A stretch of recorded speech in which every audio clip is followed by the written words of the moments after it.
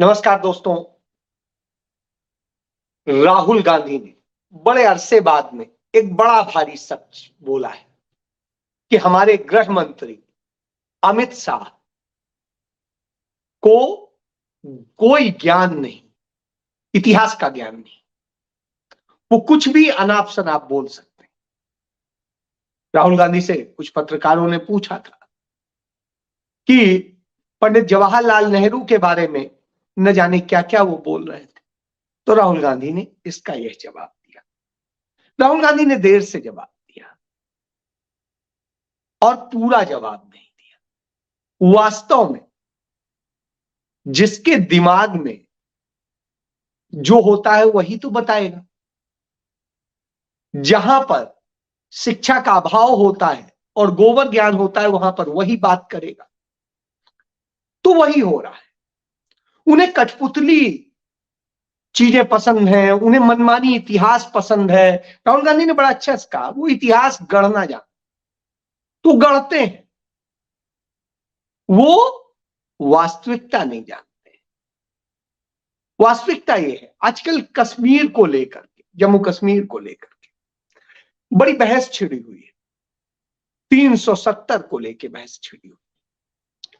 पंडित नेहरू जब प्रधानमंत्री थे, सरदार वल्लभ भाई पटेल ने अनुच्छेद 370 जब लागू करने का फैसला किया तो उसमें यह शर्त रखी गई कि यह अस्थायी व्यवस्था है, क्योंकि जब तक जम्मू कश्मीर की पूरी व्यवस्था नहीं बन जाती, जम्मू कश्मीर को जोड़ना भारत से बेहद जरूरी था। यदि वो जोड़ने के लिए उनकी शर्तें नहीं मानी जाती, राजा हरि सिंह की बातें नहीं मानी जाती, तो शायद ये नहीं होता। पंडित नेहरू ने जिस तरीके से कश्मीर को भारत का हिस्सा बनाने के लिए पूरा किया और जिस तरीके से अपनी दोस्ती का हवाला दे करके शेख अब्दुल्ला से मदद मांगी, जिसके कारण राजा हरि सिंह पर दबाव बना और उस दबाव के बाद वो भारत के साथ आए थे, नहीं तो भारत के साथ आने को तैयार नहीं थे। इस बात को समझना पड़ेगा। पाकिस्तान लगातार तैयारी कर रहा था कि कैसे वो कश्मीर अपने कब्जे में ले ले। चूंकि भारत का अधिकार नहीं था तब तक, इसलिए भारत वहां जा नहीं सकता।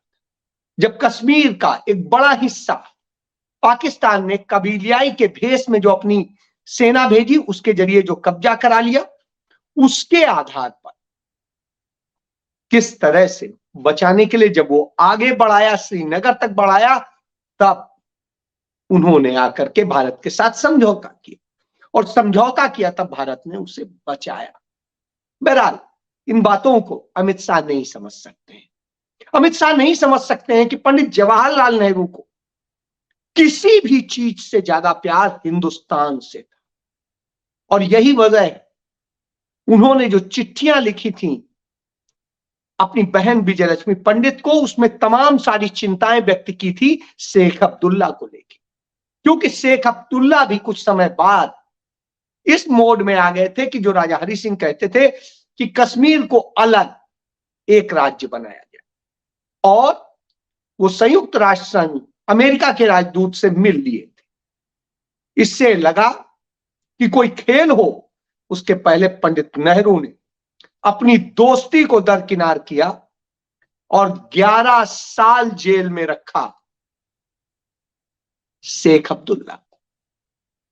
इसलिए लोगों को समझना चाहिए कि पंडित नेहरू देश से अधिक किसी को प्यार नहीं करते। जिस तरीके से पंडित नेहरू ने कश्मीर को भारत का हिस्सा बनाने के लिए सब कुछ किया, उसे दरकिनार करके जब उन्हें लोग गाली देते हैं, कुछ कहते हैं, तो बड़ी शर्म आती। तमाम सारे बुद्धिजीवियों ने, इतिहासकारों ने इसके बारे में बहुत कुछ लिखा है कि पंडित नेहरू ने किन विषम परिस्थितियों में कश्मीर को भारत का हिस्सा बनाया। आज अनुच्छेद 370 को लेकर के सुप्रीम कोर्ट का वर्डिक्ट आ चुका है।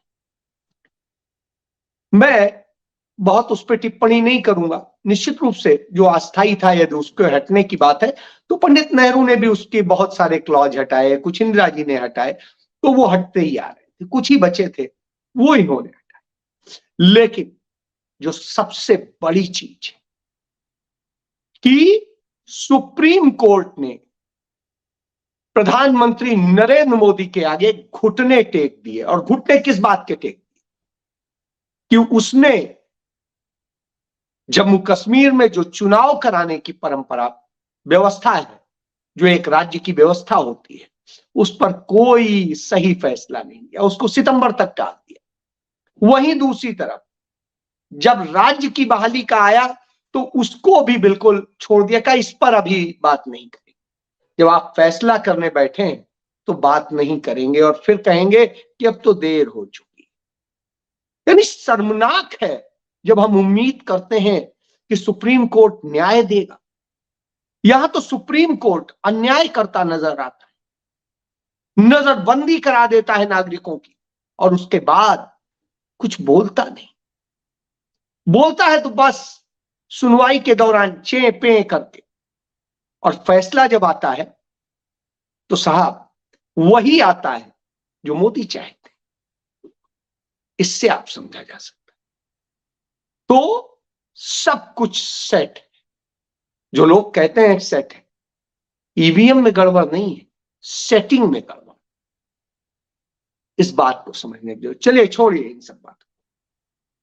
तमाम सारे लोग तमाम बातें कहेंगे, कोई बात नहीं, वहां लोकतंत्र बहाल होना चाहिए चाहे जैसे हो। कश्मीर, जम्मू कश्मीर भारत का अभिन्न अंग है। यह बात 1947 में कही गई थी जब पंडित नेहरू ने वहां तिरंगा फहराया था, उसी लाल चौक पे फहराया, एक मेज पर खड़े होकर के भाषण दिया। आज की तरह के ड्रामे नहीं होते, इससे आप समझिए। लेकिन यह बातें उनको नहीं समझ में आएंगी जिनके दिमाग में साजिशें, गाय गोबर और सब कीचड़ भरा हुआ। चलिए, तो कीचड़ में कमल खिल रहा है। उस कमल में एक किसी हमारे मित्र ने, भाजपाई मित्र ने, एक मुझे कार्टून भेजा। उसमें अमित शाह कह रहे हैं गुरु राज्यों के लिए हमें यहां पर अपने मुख्यमंत्री मिल जाएंगे। वो कौन सी जगह है? वो नरेंद्र मोदी से कह रहे हैं। उस जगह है कठपुतली संग्रहालय। तो आप समझ सकते हैं, तीनों राज्यों में जहां भारतीय जनता पार्टी जीती है वहां मुख्यमंत्री तय हो गए।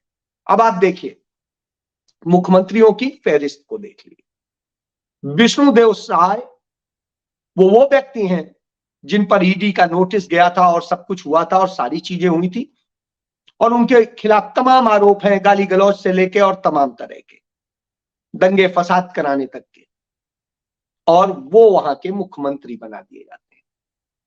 और इस देश का मेन स्ट्रीम मीडिया ढपली बजाता है। फिर दूसरे, कल यादव जी को बना दिया जाता है, मोहन यादव को मुख्यमंत्री मध्य प्रदेश का। वो मुख्यमंत्री बनते हैं जो महाकाल के जो क्षेत्र का पूरा बन रहा था, उसका सारा काम हो रहा था, वहां के जमीन घोटाले के आरोपी। उन्होंने किस तरह अपनी पत्नी, अपनी बहन और सबके नाम से किस तरह से जमीनों का बंदर बांट किया, वो सामने घोटाले। उसके अलावा गाली गलौज और तमाम सारी चीजें वो करते रहे। तो इससे समझा जा सकता है।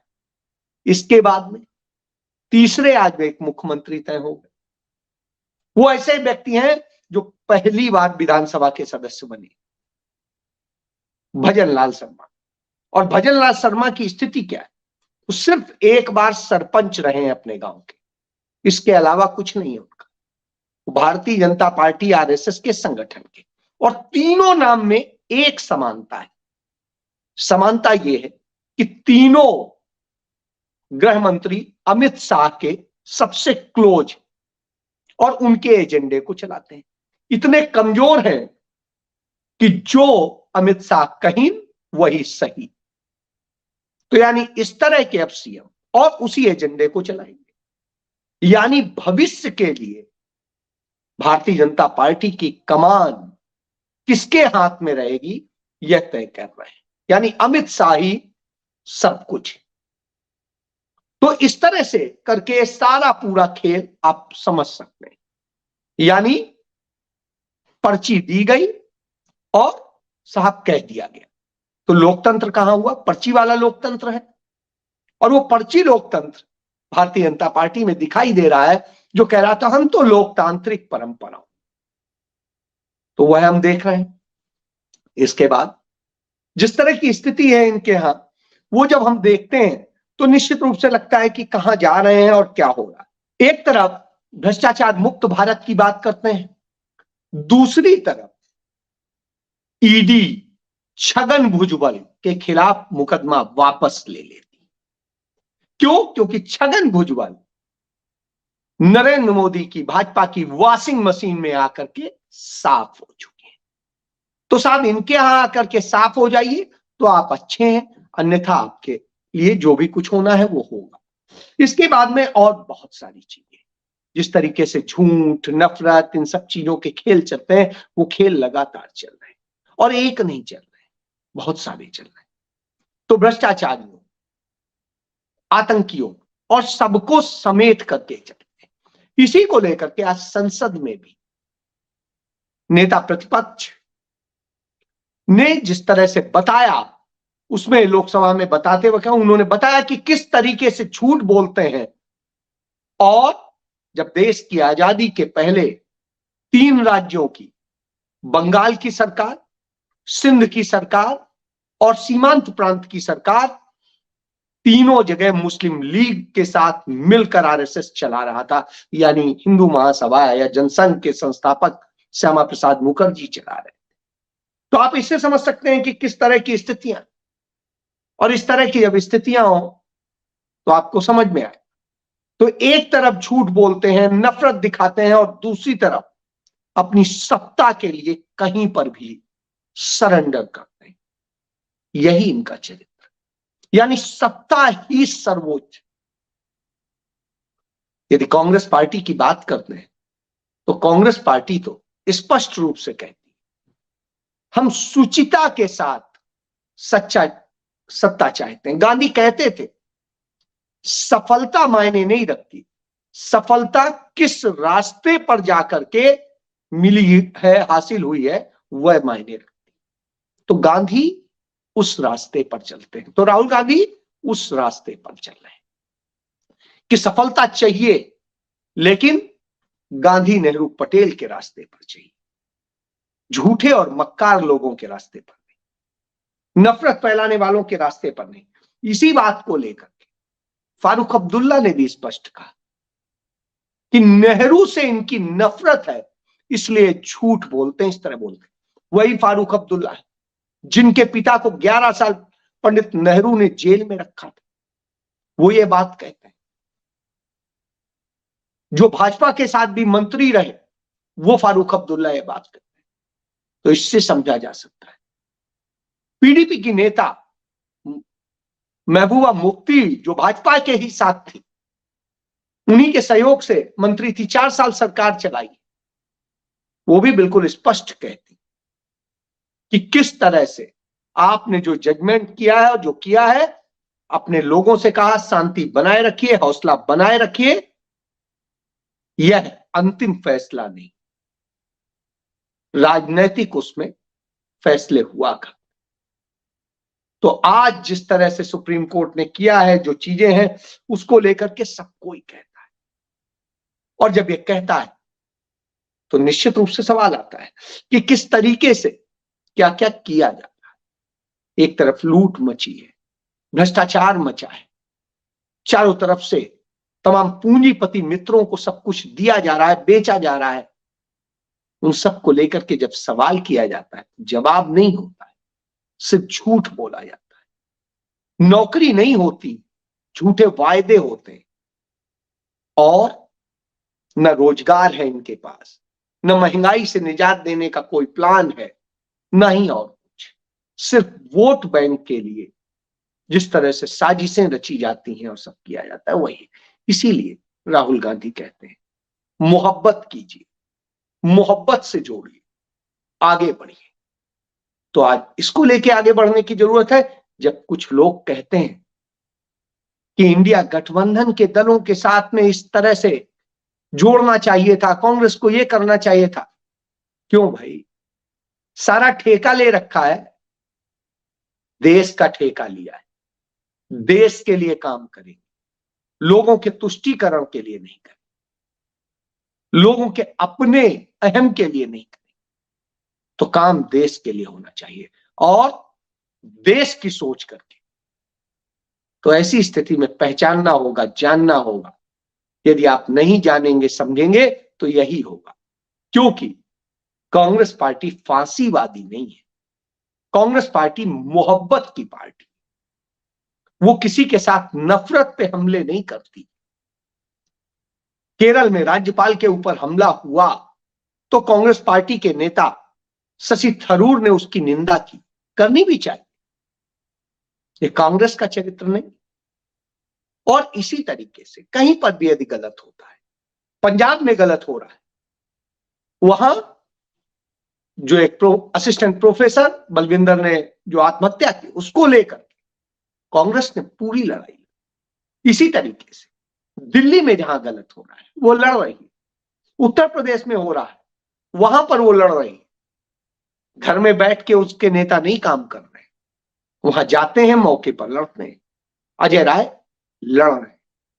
तो साहब, आप यदि बी टीम बनेंगे तो आपको ही खत्म करने की भारतीय जनता पार्टी रणनीति तय कर देती है। और उसी रणनीति के तहत उसने मोहन यादव को मुख्यमंत्री बनाया है, जिससे कि आपका जो यादव वोट बैंक है उसे कैसे डैमेज किया जाए।